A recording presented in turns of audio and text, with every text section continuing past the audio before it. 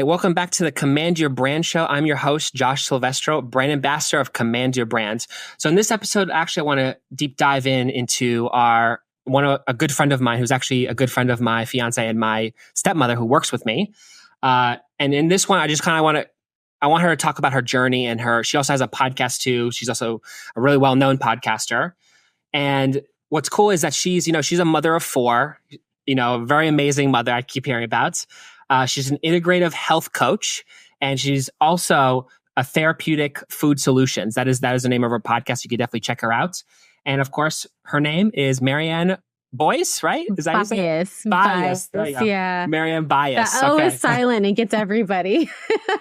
All right. Well, welcome to the show. I really appreciate you coming on for me. I'm really excited to talk to you. I mean, I love Rebecca and Jen, and I love talking to you. I've gotten to know you more this year. And I'm just really excited to share my story of growing from a brand new mom who was like, I want to teach people how to eat, into therapeutic food solutions and really helping people. I partner with doctors all over the country. I have clients all over the country, some around the world. And it's just been a really fun journey that I don't get to talk about very often because all I do is talk about food. Yeah. Yeah. So I guess I want to deep dive into you and about, how you started, where you came to be. So I guess tell us a little bit about yourself and then how you got started where you are. Yeah. So it started with, I just had a lot of health problems, and I started just doing research on how to heal yourself and how to use, and it always came back to food. And I got really interested in that. So it was just book after book after book. And then people started asking me questions, and I'm like, I wonder if I can get paid for this. And then, so I went to school at the school. It's called the Institute for Integrative Nutrition, very well known. And you study over 100 different dietary theories, plus how to open a business and how to actually open a practice in coaching. And I loved it. From there, I started teaching workshops, which was, podcasting wasn't even a thing back then. So it was getting in front of people live. And I was doing it from my apartment, like one of the rooms that you can rent at an apartment complex, the guest house, right? So I was doing it out of there. And then I started doing it out of a local library. And then I started partnering. I partnered with a naturopathic medical group that had 4 doctors, and one of them and I really hit it off. And so I was like her health coach. And from there, I really loved teaching. So I taught workshops every single month for years until the pandemic happened, actually. Really? Wow. And that was like my favorite. Like, I loved getting in front of a group and I loved teaching. I also love working with clients one-on-one. So it was a multifaceted business. The workshops were great to give information. The coaching, it was, how does that make that work in my life? Right. And the pandemic happened, and then I'm no longer teaching, and I'm working with clients and stuff, but I really didn't have a place to be able to really reach out. Right. And all my friends are telling me, Marian, you got to start a podcast. You have so much you could talk about. There's so much in your brain. And I'm like, what if I run out of things to say? Yeah. That doesn't happen. There's always more. There's always more, right? But I'm like, all right, I'm going to take the leap. So I invest in a course. Highly recommend investing in a course. And I learned how to do all the back end stuff. What do you record with? How do you share it? How do you edit it? All of the things that how do you even title a podcast, right? So that people actually listen to it. It comes up in Google, right? And I'm doing all of this while being a single mom. Wow. So when I started my business, my daughter, I think she was 8 months old. So before that, I was still in school. I really officially launched after I graduated in May. And I have this infant. I have a 4-year-old. And I'm working after bedtime, Wow. I have a day job at the time as a sign language interpreter. And so, I'm working on things in between, clients, and I'm just kind of squeezing it in wherever I can. And what really helped me grow was partnering with people. Like, I feel so many people want to do it on their own, and they think that, investing in coaching is great. But where the success came for me was partnering with people and getting that cross-reference, right? And that allowed me to have a bit more stability, to have dedicated hours of working that were within business hours versus at night when like I might be rocking a baby in my arms while I'm also coaching a client type of thing. Like it was, and a lot of people, I was so nervous that people would be like, oh my gosh, like here she is rocking a baby, how unprofessional. Like she really doesn't have time for me. But what I found was people were really gracious. And, I very quickly was able to get to a point that I didn't have to do that. But I feel like so many people hold themselves back because it's not the perfect scenario. They don't have it. So then they just keep waiting and keep waiting and keep waiting. And my cousin tells me this all the time. She's like, you just went for it. Like I was writing blogs and my early blogs are awful. They're seriously awful. My early food photography does not do the food justice at all, but I just did it. I was like, I'm just going to do it. I'm going to do my best. I'm going to learn and I'm going to keep going. And now I have a top 150 in the US podcast on health and nutrition, which is actually really hard. It's a very saturated market. I remember seeing some like lifestyle podcaster. She became like a top 10% within a couple of months. And I was so jealous. But then I looked at the market and I was like, oh, that market's not nearly as saturated as mine. So I feel very proud of how the podcast grew. But there was a lot like of holding me back to like that fear of like, well, am I ever going to get there? And I just kept plugging along. And then Rebecca reached out and was like, hey, do you want a guest? And I was like, I don't know.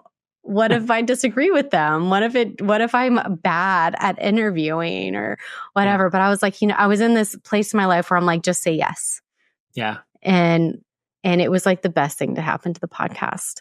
I actually do mostly interviews now because there's just so much information out there and I get such great referrals that help my audience with what they're looking for. And it's been an incredible journey, really.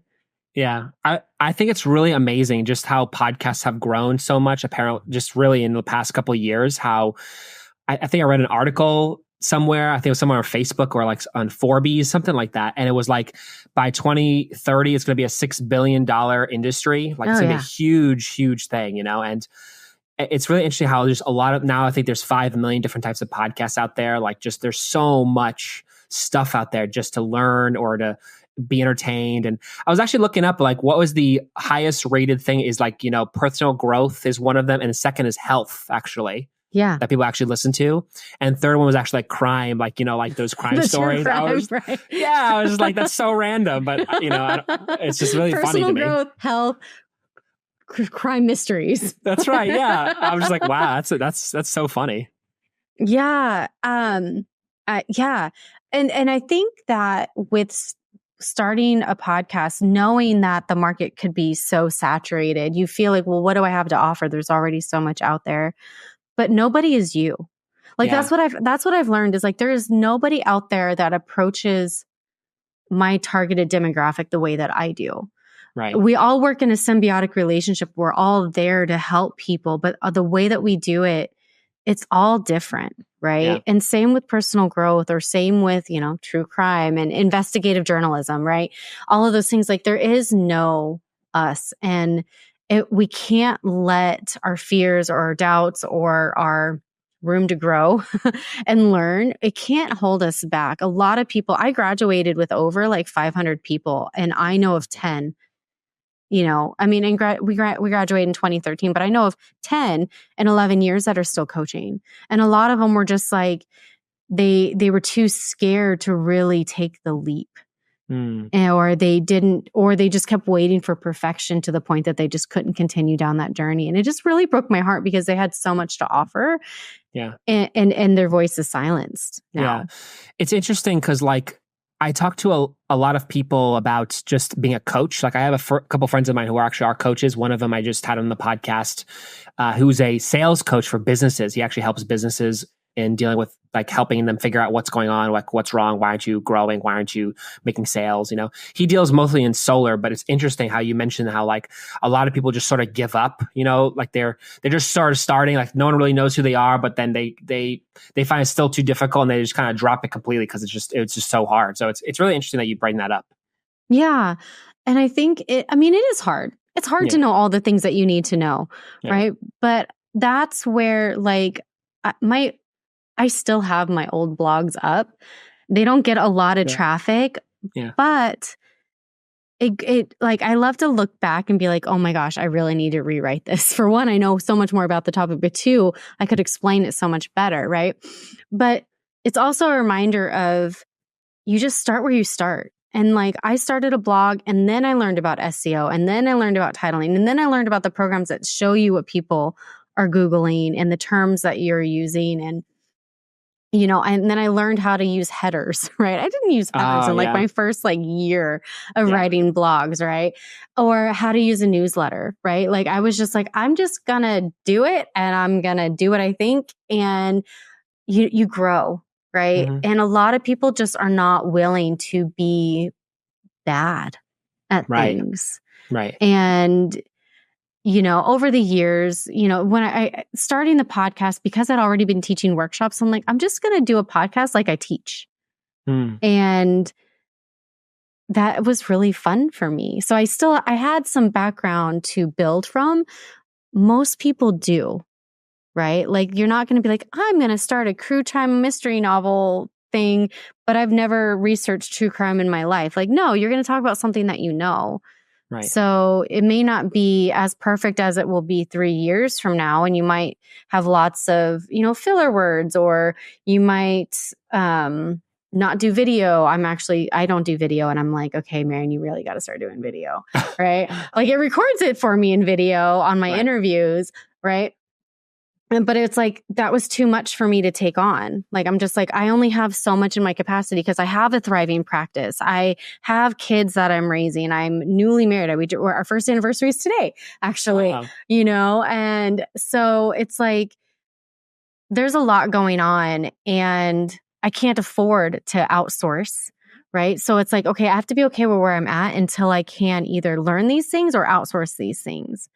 And so many people, again, that perfectionist of, oh, well, I have to do everything. I have to have a PR company and all this stuff. Yes, that stuff helps. It really does. Like you will never grow as much as you can by yourself, ever. Yeah. It's all about, as someone once told me, taking risks. You got to take the risks. Otherwise, it's just never going to happen. It's sort of like my father kind of told this to me where, I'll tell you a quick story. So I'm going to say this is during the pandemic. And I don't know why it was. I'm not afraid of heights, just so everyone knows.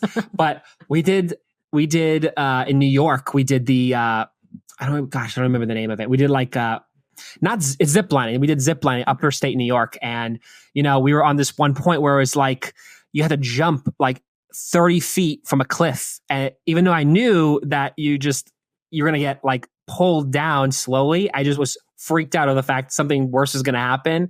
But it's really interesting that you brought that up, was because it's that initial fear, like you're there and you're like, oh my God, do I actually do it or should I just wait? And you have that fear of you won't do it, but it's just taking you sort of have to take the leap of faith and just do it. If you don't do it, then it's just not going to happen. It's absolutely correct. I've seen it over and over and over again over the years. And I've talked with a lot of people and I've tried mentoring a lot of people too. And they just let their fears get in the way and their dream just slowly dies. And it just breaks my heart. Yeah. That's so interesting. I think that's really amazing how just where, you're going from being a mom of, a few months old to like now you have 4 kids, and it's just like amazing that you're able to do that. And you're still able to do that with 4 kids. Yeah. Yeah. And it's not for lack of trying. It takes effort. Like it doesn't ever come easy. There's never time for it.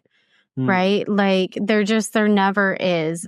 My youngest is 8 months old, and she has done horribly with babysitters her entire life. Like she just, even though it's my mom, even though it's family, it's not mom, and she cries and cries and cries. And she's growing out of that now. And it was like, I still have to make sure I dedicate time to this because this is my business. This is what I do. And if I don't do this, then part of me is empty. Like Right. I truly love what I do, and I love helping people navigate. I specialize in chronic illness, and um it's a very heartbreaking place for people to be. And I love being able to empower them and give them hope and encouragement that they're not getting from the allopathic medical world. And if I wasn't doing that, something would be missing. I would not be complete, and I would and I would just feel lost. So like I could have been like, you know what? I'm married. I have a new baby. I can't do this anymore. And I was like, no, I have to make this happen. Right. And it hasn't been perfect. My pregnancy was very hard. And so I wasn't as consistent as I needed to be and I wanted to be. But I was like, I'm just going to do what I can. I'm just going to keep chugging. And now the podcast is growing again. And I'm able to, I was almost basically able to jump right back in, which is amazing. Yeah. Actually, it's funny is actually I actually wanted to get your feedback on this was how, because you're deal with so much about nutrition and other things. And, I'm always so curious about it because I have friends of mine who, they're all about the keto diet. They're all about just other things. I had, one of the things that I volunteer my time doing is I do a sweat program of detoxing. And, this lady I had, was on the carnivore diet. And she's like, oh yeah, this is like the best thing. And, there's just so many ideas and things, you're trying to figure out what's the truth or not of these things. I know because you interview different doctors and people specialists in those areas. So I guess in your view, like how would you find the best nutrition or the best foods for some people, like let's say either younger or older, and I'd love to get your feedback on that. Yeah. I can always talk about food. I know. Yeah.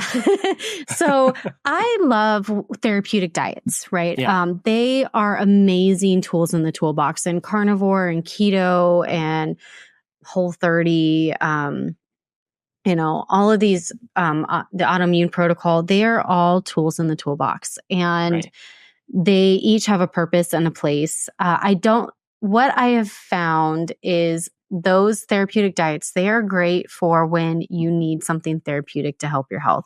If you're deteriorating and let's say your gut is compromised and you're allergic to everything, a carnivore diet for 30 days is going to be extremely beneficial. For one, it's going to get your amino acids up because you're protein deficient.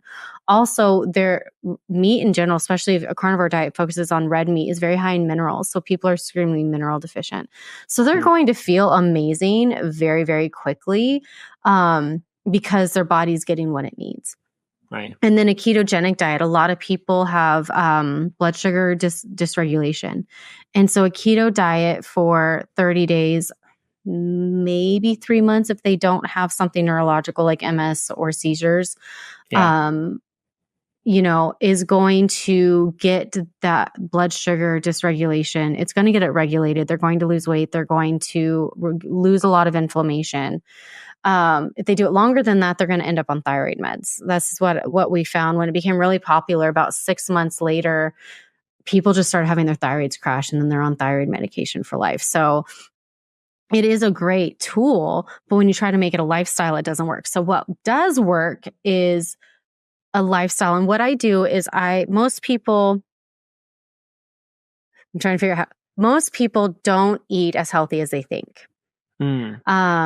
I always people like, so there's two different examples that I have. One, people are like, oh, I eat really healthy. And I'm like, okay, so tell me what you eat in a day, because I'm writing it down. I'm like, well, I have oatmeal with yogurt for breakfast, or you know what, I fast and all I do is have coffee. And then for lunch, I have a sandwich and I might have some crackers. If I have lunch at all. And then for dinner, I have like pasta with some chicken and some broccoli. And I'm like, okay, that's not healthy. That's extremely deficient in plants and in protein, right? And then I have the other side where they don't eat grains, they don't eat any of this, but they also are not eating enough. They're usually fasting, eating 2 to 3 times a day. And they're still not eating vegetables. I don't know why people don't like vegetables. Or the opposite of the spectrum, they're not eating meat. So those are like the two things. And I'm like, just because you're not eating junk doesn't mean you're actually fueling your body properly. So we need as adults, we need a bare minimum of 100 grams of protein a day to thrive. Yes, the RDA is 40. That's 40 grams of protein is just to not die. That doesn't mean you're thriving. That doesn't mean you're growing muscle. That doesn't mean you are working in any capacity, because it takes a lot of calories and stuff to work, right? So a lot of people are protein deficient, including myself. When I first started tracking, I thought I was doing so good, and I was only getting like 70 grams a day. And I was like, what? So, and then we need a wide variety of plants throughout the day. We need dark leafy greens, but we also need cruciferous veggies. We do need berries. We do need, in my opinion, on what I've found in my professional experience, is unless somebody is severely type 2 diabetic, they still need to eat fruit. And a lot of people are like, oh, don't eat fruit. It's going to throw off your blood sugar, even if they have type 2 diabetes. Not if you pair them with a fat and a protein, they're not going to do crap. And sometimes they don't do crap on their own. Like continuous glucose monitors have been like the best thing to ever happen to my practice. And then most people don't realize you shouldn't have carbs for breakfast, but you need them for dinner.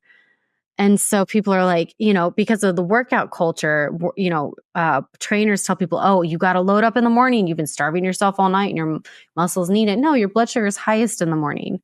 Yeah. So if you eat a bunch of carbs, you're just shooting it up more, and then you're on a blood sugar roller coaster all day. So I really flip people's thoughts of nutrition upside down, and they feel frustrated.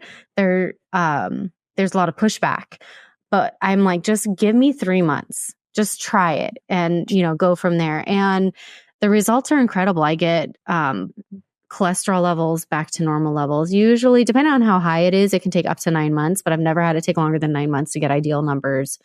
Blood pressure goes down. Usually people lose weight, even if it's unintended, just because inflammation goes down. So a lot of weight is actually inflammation, especially if you have a lot of swelling around your face, double chin, neck, hands, ankles. Yeah. A lot of that goes down. And it's so much more simple than people think, but it does take effort, and you have to eat vegetables. Yeah. Yeah, it's so interesting because, like I used to be a really chubby kid when I was younger, and it's like a kid, you don't really care. But then as you get older, you're like, oh man, like I'm noticing like I'm, my body isn't accepting things as you're going through. So like, obviously everyone is different in terms of diet and what they should have, what they shouldn't have. But it's interesting, like, you sort of almost have to experiment on like what is good and what's not good. Like, yeah. I didn't realize this, but like, I was one month. It was interesting. I was eating peanut butter for once a day, like just maybe a couple scoops, and I found that I was actually gaining weight for no reason. I was eating. The only thing that was different was I was having the peanut butter, and it was actually causing. It wasn't even actually weight. It was actually bloating. I found out. So I was actually bloating from the peanut butter, and I was like, wow, it's like really crazy. So you cut out certain things, and it's like, wow, you feel so much better, and it's like actually not so hard if you cut one thing or these other things that would help you with that. So yeah. And finding out what that is hard. And then there's other things that impact it. So this is where it gets difficult, right? So if, let's say you've been chronically stressed and it starts, your hormones do start to go off eventually. So you'll start gaining weight for no reason. You'll be exercising, strength training 45 minutes a day, 4 times a week, and your calories won't change. But all of a sudden you're not sleeping and you gain 20 pounds in 3 months. And you're like, what the heck? Right. Or this is another one that's interesting. You get some sort of physical trauma, like a concussion or something, which throws off your gut and can cause leaky gut. And then all of a sudden you have this whole host of health issues. Or you end up living or working in a moldy environment. And again, you're getting fatigue, you're gaining weight and all of this stuff. And you're just like, I don't understand what is happening. And it gets out of, and that's where people get frustrated. Like, I'm doing all the right things. Why isn't this not working? And that's where I love having the doctors and experts on my podcast, and also partnering with them in business, because sometimes there is something that is beyond our control. Once we know what it is, we can take care of it. Right. But by not knowing what it is, we're just throwing spaghetti against the wall, hoping something sticks. And sometimes it works and sometimes it doesn't. Yeah. What do you find that people come to you, like when you do the interviews, or like when they come to you and you're as a coach, what do you find the most questions or the thing that they want to handle the most in any diet or like any type of nutritional type things? Yeah. Usually when people come to me, it's usually weight. I want to lose weight. Like I can't, I've had these 30 pounds. Sometimes it's gaining weight, but most of the time I have these 30 pounds that just will not go anywhere. I've even had some people that have 100 pounds that their body just won't release. Like no matter what they do, and they're exercising and doing all these things and they're just not getting better. So weight, and then fatigue and physical pain. Those are like the three that people are coming to me and they're just like, I need help and nothing is helping. So I'm going to try food. And I'm like, I wish you would come to me first. But, usually results are so quick that people are really encouraged, and it makes the journey forward so much easier for them. Because if the food baseline moves up to what I teach, then that eliminates a whole host of symptoms usually. And we're able to really pinpoint, okay, it's looking like we need a test for this. So when you're just inflamed and deficient and everything, you could spend easily $5,000-$6,000 on testing and not get answers because nutrition's not there. So if you use nutrition as a first line of defense, a lot of symptoms will get better. But let's say you have something that's beyond your control, right? And this is about 30% of the time. So 70% of the time, if somebody fixes their diet, their health improves and they don't need anything else. That's that 30%. And this is where I really specialize, is in this percent where the diet isn't working and I need more. And that's when I get referred them, usually. So if somebody comes to me just on their own without a referral, usually food fixes it. If they're coming to me, it's because they got test results and they're like, I have this and I don't know what to do. Yeah. So when nutrition is right, then we're able to really go, okay, these are the actual symptoms and this is the direction of testing that we should go. And they'll find it. And then we're able to address it in a therapeutic diet, usually. And then I take them off of the therapeutic diet and teach them what healthy eating just looks like in general. Right. That's very cool. Have you had any guys that you think of that were like, wow, you helped me so much, or like that was like such an amazing, like, do you have any stories like that shows like the results that you've gotten from them? Yeah. So I have a couple of stories that are my favorite, specifically for men.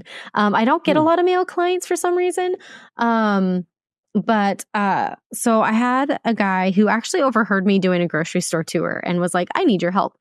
And his cholesterol was through the roof. He was wheelchair bound. So he's paralyzed from the waist down.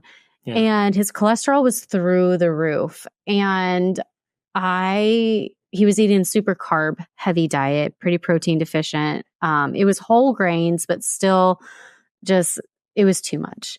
And so I taught him like, okay, let's save our carbs for dinner. And if we're going to have carbs, let's dress them up. And here's, try eating this way for 3 months.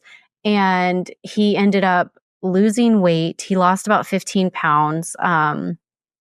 Of just pure inflammation, really. And he was like, I wasn't even trying to lose weight. He didn't even think he needed to. And then his triglycerides, he got perfect numbers that made his doctor happy in 9 months. I mean, his cholesterol was a hot mess. Triglycerides were like over 300. His LDL, his total cholesterol was close to 300. His triglycerides were through the roof. His LDL was through the roof. His HDL was tanked. And so in 9 months, he was like, they don't even want me on, they're not even trying to force me on medication anymore. They said my numbers are great. And then another one, she came to me with severe IBS and she was like going to the bathroom like 12 times before breakfast. Like it was bad. Yeah. And so we just removed inflammatory foods, specifically gluten, but other inflammatory foods, and got her eating a nutrient-rich diet. And as she started feeling better immediately, like within a month, it was dramatically less. Within 3 months, she was actually going to the bathroom normally. But beyond that, what she didn't understand was she didn't even realize what happened.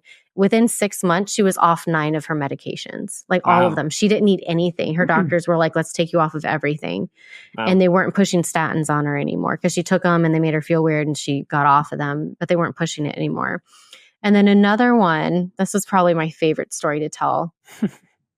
So it was a young gentleman who was 19. He was having severe migraines that were starting behind his eyes. So he literally would almost go blind from them when they would hit. And he was just, and then his cholesterol was through the roof. He was pretty unhealthy. He was eating Taco Bell and corn dogs. Those were the staples of his daily diet. His mom just kept pushing. And so she went to a naturopath who gave my name. And he was pretty resistant. He was not going to give up his Taco Bell or corn dogs. And I was like, that's okay. That's okay. How about for breakfast, we do a green smoothie?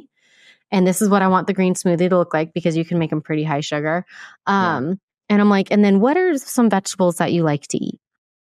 And there was like 6 of them. And I was like, okay. So while you're walking to Taco Bell, I want you to eat your veggies. And before you eat your corn dogs, I want you to eat some different veggies. And so just with those 3, within a month, his migraines went from 4 to 5 times a week down to once a week or less. Wow. And he lost 5 pounds. Wow. And so then he was like, well, I don't want to eat Taco Bell or corn dogs anymore, but I don't know how to cook. So what can I eat? So then we started kind of slowly changing things. By the end of our 3 months together, he'd lost 30 pounds, 2 pant sizes, and was like, I'm never eating junk food or drinking soda ever again.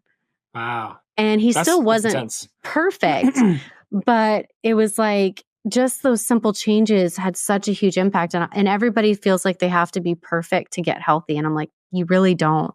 We just have to get you to where you like eating these things. And it really just dominoes from there. Yeah.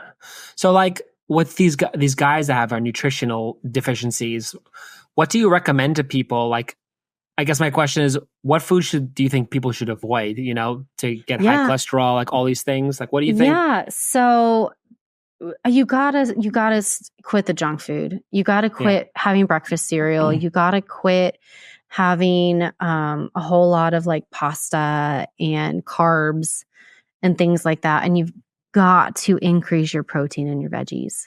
If like nothing else, start crowding that stuff off of your plate. Like that's what I was doing with the Taco Bell and the corn dogs was like, if we eat our vegetables first, you're going to eat less of it, right? And you're going to feel satisfied after your meal. And so a lot of times I'm like, if like there's some people always are like, I just can't, I'm not going to give up this. And I'm like, okay, well, you might have to, let's say they need to be gluten-free. I'm like, so let's switch it out with a gluten-free pasta that's actually gluten-free because some of them still have gluten in them, which is dumb. But let's do that. But before you eat your pasta, let's have a salad and some protein, whether it's fish or chicken or steak or whatever. And then enjoy your pasta. Right. And so just by making that simple change of like, you can still eat it, but let's eat it last. Let's make sure we get the minerals and the fiber and the protein and the fats first, and then eat our carbs. And what I'm learning now with that strategy is that when you eat your carbs last, the blood sugar spike from post-meal, because you always spike post-meal, right? Like you always go up. It can be reduced up to 30% just by making that change. You add a 2-minute walk, up to 15-minute walk at post-meal, and that reduces it up to 75%. So people who are dealing with blood sugar dysregulation, like I know plenty of people who like they're eating at their desk because they don't have ability to take just by changing their food order, they're able to reverse their type 2 diabetes within 3 months. Like it's really those simple things, but you have to eat your veggies and you have to eat your protein. And those are the 2 things that people really, for some reason, don't want to eat. And I don't understand why. Right. Is there something, I know you probably have this. Is there like a recommended thing that you'd give to people that would like show them, oh, you should eat this at this time, or you should eat that at this time, or almost like a menu, like like a menu of some kind that shows? Yeah. So this is actually what I do. So I can take any set of food restrictions and create a list of what you can eat and then a bunch of recipes that go around them. And I put them in a meal plan. And I actually put them in a meal plan that also does the blood sugar regulation and inflammation and and it goes with our daily hormones. But I do it for you. So you don't have to think about it. It's just, I'm naturally doing it for you. And they're my meal plan programs, right? And so I have one that's where I teach people the baseline, and I have a picture of a plate. And I'm like, every meal, I don't care if you're eating out, if you're traveling or eating at home, every meal needs to look like this plate. And this is the baseline. Once we have this, like, let's say that I found that they're mold toxic, but they eat like crap. I can't just throw them on a low mold diet that severely restricts foods. Like, it's a pretty restrictive diet for 6 months. So before I'm even broaching that, I have to get them eating healthy. Right. And they think they're eating healthy, but they're not. And so it's just the truth. And I'm like, I'm always like, everyone's like, I eat so healthy. And then they tell me, and I'm like, yeah, that's not healthy. So I raise their baseline and I make it so that I'm like, we're not going to change anything beyond this until this requires zero thought from you. This is just your new normal. So it takes 21 days for something to become a habit, 90 days for it to become a lifestyle. So for 90 days, we're not going to jump to a therapeutic diet. We are going to make sure that this is how you shop. This is how you plan your meals. This is how you eat. And it feels like this is just who you are now. Once we're there, then we can do something restrictive for a certain length of time, depending on the severity of the symptoms and what the tests show, before we come back to that.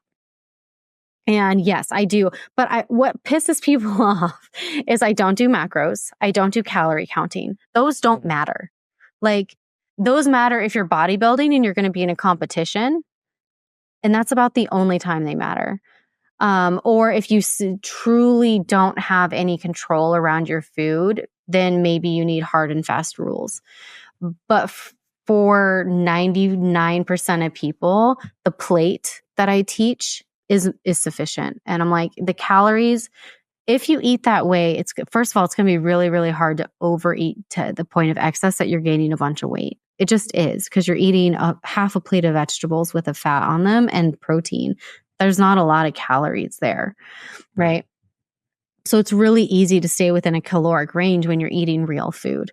So you don't need to calorie count. Typically, I have people track their protein intake for a few days, about 3 days, up to 2 weeks. I will not do it past 2 weeks, just so that they can figure out what 100 grams of protein a day looks like for them, and they can do it without thought. After that, there's no tracking needed, and that really upsets people. And it kind of cracks me up, because the diet culture is so pervasive. And I'm like, if you're eating the type of food that you should be eating, you don't have to do that. Right. So that's interesting. Well, awesome. I really appreciate your time, and I really love the fact what you were going into about dieting and just all these other things. And, I think just it's interesting, even as I'm not a business owner, but like just as a person who lives outside my house, it's just like you want to eat healthy, and you want to, the whole purpose is to stay alive as long as possible, and with just the highest quality of life. Like, exactly. you want to be active. You want to be able to keep up with your kids, your grandkids. You want to be able to travel. You want to be able to, run with your dog. All this stuff, like you want to, and you want to do it for as long as possible. You don't want to be old and senile in a nursing home in a white room, in a white building, not having access to the real world. Like, you want to live, and this is how you do it. And it's more simple than people think, but you just have to know what you don't know. Exactly. Well, perfect. Well, thank you so much for your time. And, just for people who are listening, they want to know, where can they find you? How can they get in touch with you? If, let's say, they want to like ask you about, the health or nutritional type things, like where can they find you? Yeah, definitely. So my podcast is Therapeutic Food Solutions. And then my website is Road to Living Whole, and that's WHOLE. And on there, you'll learn about me. You can learn about my story. You can also learn about my coaching programs. So my my one that has all of the meal plans is a therapeutic food framework.